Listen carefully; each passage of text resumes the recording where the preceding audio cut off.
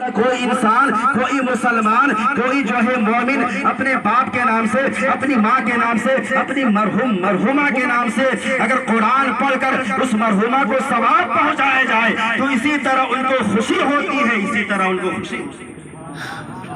اس سے معلوم ہو گیا کہ جو بھی ہم مرحومہ کے نام سے اگر صدقہ کریں، خیرات کریں، ان کی طرف سے حج کیے یا ان کی طرف سے نوافل بھی پڑھتے ہیں، اس مرحومہ کو ثواب ملتا ہے۔ ایک حدیث کلیئر ہو گئی۔ اب ذرا دیکھیے، سرکار دو عالم صلی اللہ تعالی علیہ وسلم کا فرمان ہے، انسان جب زندہ ہوتا ہے تو نماز فرض ہے، روزہ فرض ہے، حج فرض ہے، زکوٰۃ فرض ہے، نیک اعمال کر سکتا ہے، غریبوں کی مدد کر سکتا ہے، لیکن جو ہی اس کی روح نکل گئی، اب اس کا کوئی نماز سے تعلق نہیں، روزہ سے تعلق نہیں، حج سے تعلق نہیں، زکوٰۃ سے تعلق نہیں، نیک اعمال نہیں کر سکتا ہے انسان۔ لیکن میرے آقا کا فرمان ہے کہ جو انسان، جو مسلمان دنیا میں تھا، کچھ چیزیں اگر دنیا میں چھوڑ کر گیا ہو تو مرنے کے بعد بھی اس مرحومہ کو ہمیشہ ثواب ملتا ہے۔ سبحان اللہ، سبحان اللہ۔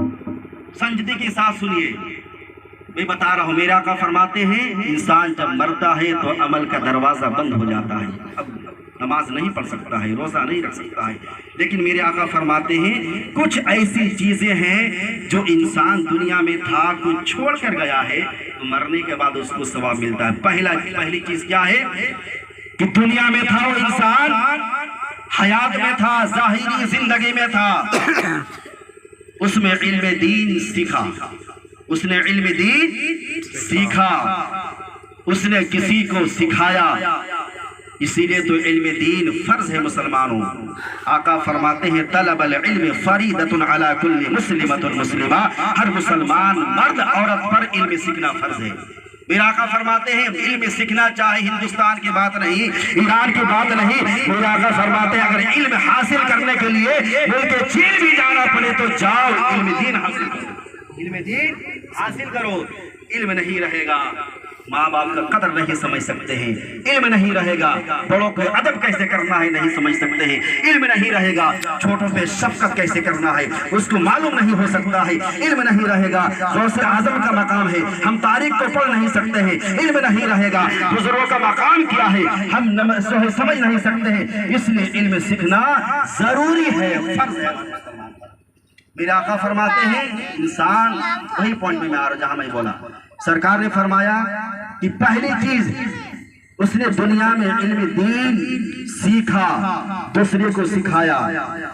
مثال کے طور پر آپ نے علم سیکھا، آپ کسی اور کو سکھا دیے، وہ کسی اور کو سکھا دیے، یہ سلسلہ جب تک دنیا میں جاری رہے گا اس مرحومہ کو ہمیشہ ثواب ملتا ہے۔ سبحان اللہ، سبحان اللہ۔ پہلی چیز کیا ہے اس نے دنیا میں علم دین سیکھا، دوسرے کو سکھایا، جب تک وہ علم دنیا میں جاری رہے گا اس مرحومہ کو ہمیشہ ثواب ملتا رہے گا۔ دوسری چیز میرے آقا فرماتے ہیں کہ اس کی نیک اولاد، اسی لیے نیک اولاد کی تمنا کرے تو نیک اولاد کی تمنا کرنا چاہیے۔ میرے حضرت ابراہیم علیہ السلام کی یہ سنت بھی ہے کہ حضرت ابراہیم علیہ السلام نے رب کی بارگاہ میں دعا کی تھے، مولا رب حب لی من الصالحین، اے پروردگار عالم مجھے نیک اور صالح بیٹا عطا فرما، نیک اور صالح بیٹا عطا فرما۔ تو میرے آقا فرماتے ہیں نیک اولاد اگر دنیا میں چھوڑ کر گیا ہو، میری اولاد، آپ کی اولاد، آپ نے نیک اولاد دنیا میں چھوڑ کر گیا ہے، آپ دنیا سے کچھ کر گئے، دنیا سے رخصت کر گئے، اب اس کو آپ کو فائدہ کیا ملے گا؟ فائدہ حاصل کیا ہوگا کہ آپ نے نیک اولاد چھوڑ کر گیا۔ یہی تو نیک اولادوں کی پہچان ہوا کرتی ہے کہ جس طرح ماں باپ سے دنیا میں ظاہری زندگی میں تھے ہم محبت کرتے تھے، مرنے کے بعد بھی اپنی ماں سے اپنے باپ سے محبت کرے، ان کے نام سے قرآن پڑھا جائے، ان کے نام سے درود پاک پڑھا جائے، ان کے نام سے میلاد رسول کی محفل کو سجایا جائے۔ یعنی اگر نیک اولاد اس اپنے باپ کے نام سے اپنی ماں کے نام سے اگر دعا کرتے رہے اس مرحومہ کو ہمیشہ ثواب۔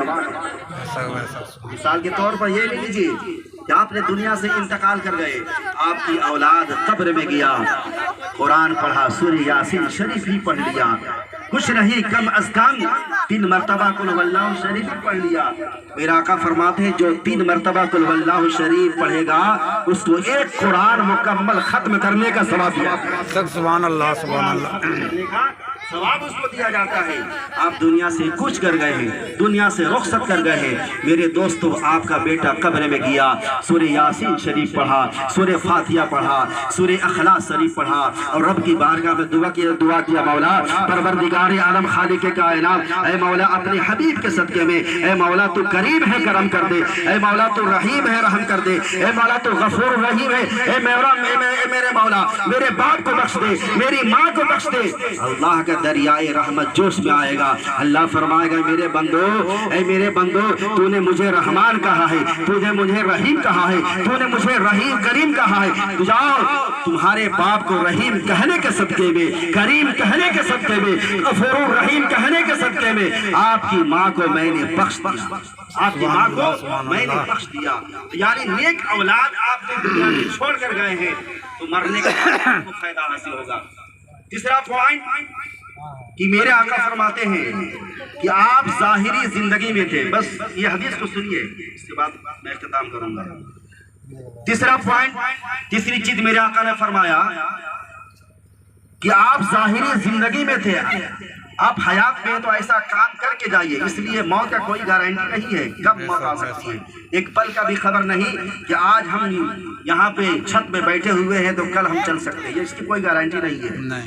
یہ تو اللہ کا بہت بڑا احسان ہے، کرم ہے، اور اپنی زندگی کو غنیمت سمجھیے کہ اللہ نے مجھے 40 سالہ کی زندگی 50 سالہ کی زندگی دیا ہے تو اپنی زندگی کو برباد دنیا کے لہو لعب میں خرچ نہیں کیجیے بلکہ اللہ کے ذکر و رسول میں جو ہے اپنی زندگی گزاریں۔ تیسرا پوائنٹ میرے آقا نے فرمایا کہ ظاہری زندگی میں تھا وہ انسان، حیات میں تھا، اس نے اللہ کا قرآن جو میرے محبوب پر نبی کریم صلی اللہ تعالی علیہ وسلم پر جو نازل ہوا یہ قرآن، وہ قرآن کسی کو دے دیا پڑھنے کے لیے، کسی کو پڑھنے کے لیے دے دیا، اب وہ انسان دنیا سے گزر گیا، دنیا سے کچھ کر گیا۔ مثال کی طرح آپ نے ظاہری زندگی میں تھے، کسی بچوں کو دے دیا آپ نے قرآن پڑھنے کے لیے، میرے طرف سے یہ ہدیہ ہے تم قرآن کی تلاوت کرنا۔ آپ دے کر دنیا سے رخصت کر گئے، دنیا سے کچھ کر گئے، اب جو ہے کیا معاملہ ہوگا؟ جب آپ کا دیا ہوا قرآن، ہدیہ کرایا ہوا قرآن جب وہ پڑھے گا، سورہ فاتحہ کی تلاوت کرے گا، سورہ یاسین شریف کا تلاوت کرے گا، سورہ مزمل شریف کی تلاوت کرے گا، سورہ طٰہٰ شریف کا تلاوت کرے گا، سورہ اخلاص شریف کا تلاوت کرے گا، اے مسلمانوں اس پڑھنے والوں کو بھی ثواب ملے گا، جو دنیا میں دے کر جو ہے ہدیہ کیا ہے اس مرحوم کو بھی ثواب ملتا رہے گا۔ سبحان اللہ جب سبحان تک وہ اللہ باقی رہے گا وہ انسان قرآن کی تلاوت کرتا رہے گا، اس مرحوم مرحومہ کو ہمیشہ ثواب ملتا رہتا ہے۔ یہ 3 پوائنٹ ہوا۔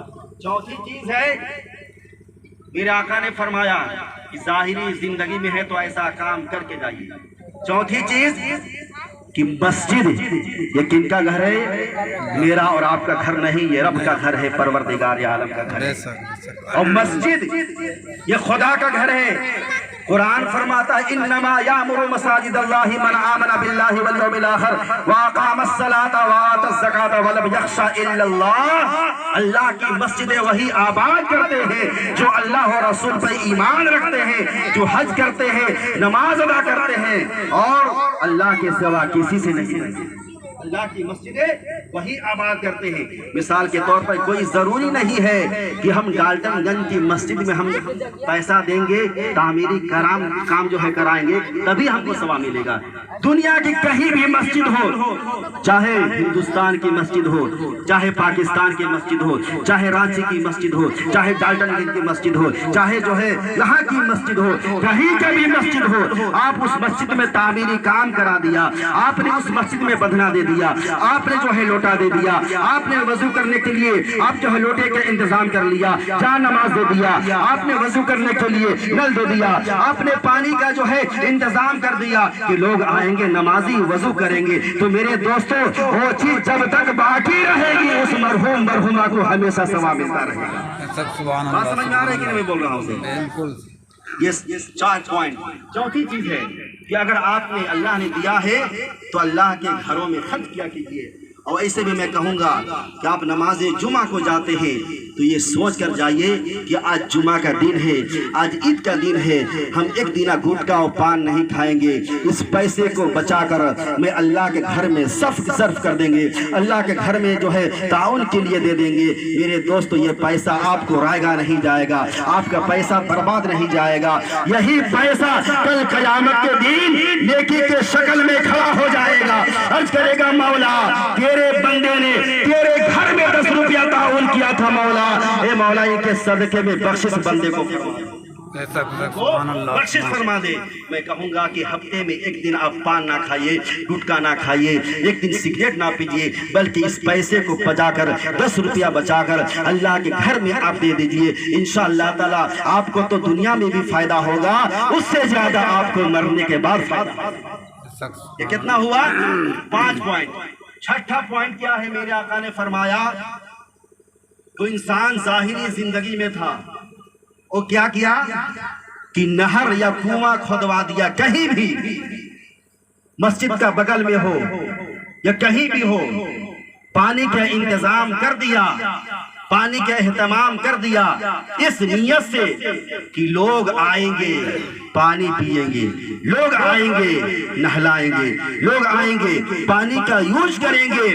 جب تک وہ پانی کا سلسلہ دنیا میں جاری رہے گا, جو انسان دنیا میں کنواں یا نہر کھودوا کر دنیا سے انتقال کیا ہو, دنیا سے کوچ کر گیا ہو, مرنے کے بعد اس مرحوم کو ہمیشہ ثواب ملتا ہے.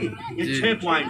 7واں چیز ہے میرے آقا نے فرمایا اللہ نے اگر آپ کی یہ زندگی دی ہے تو اس زندگی میں کچھ خرچ کر کے جائیے, تاکہ مرنے کے بعد آپ کو, اس لیے وہاں کوئی بھی نہیں ہے, بس یہی ہوگا کہ گھر والا اگر باپ مرے گا, ماں مرے گی, اگر ہم مرتے ہیں تو تھوڑا سا آنسو بہتا ہے, وہی تیجا چہالم کرنے کے بعد جو ہے کوئی پوچھنے والا نہیں ہے, تب نے کوئی کام دینے والا نہیں ہے. یہی چیز ہے, یہی نیکی ہے جو آپ نے دنیا میں کر کے گئے ہو, تو انشاءاللہ تعالی آپ کو ہمیشہ فائدہ حاصل ہوگا.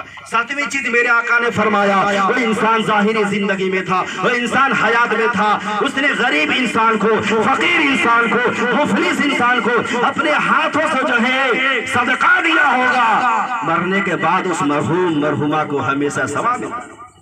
اسی 7 چیزیں ایسی چیز ہے کہ آپ نے دنیا میں کر کے جائیے, دنیا میں جو ہے چھوڑ کر جائیے. یہ ساری چیزیں آپ چھوڑ کر جاتے ہیں تو انشاءاللہ تعالی آپ دنیا میں بھی کامیاب ہو جائیں گے, قبر میں بھی کامیاب ہو جائیں گے, آخرت میں بھی کامیاب ہو جائیں گے. اور تیسری چیز یہ ہے کہ دیکھیے کہ انسان دنیا میں ہے, ظاہری زندگی میں ہے, اور یہ غریب ہونا کوئی عیوب کی بات نہیں ہے, کوئی عیب کی بات نہیں ہے. ایک حدیث مجھے یاد آ رہی ہے, بس 5 منٹ کے بعد انشاءاللہ تعالی صلاۃ والسلام ہوگا, میں ٹائم خیال کرتا ہوں.